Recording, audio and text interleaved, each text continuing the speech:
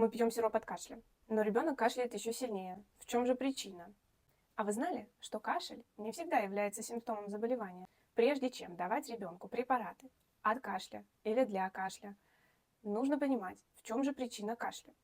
Больное горло, воспаление легких или сухой воздух в квартире, аллергическая реакция. А может, ребенку что-то мешает при вдохе? Кстати, детям до 3 лет вообще лучше не давать препараты от кашля, так как они еще не умеют правильно кашлять.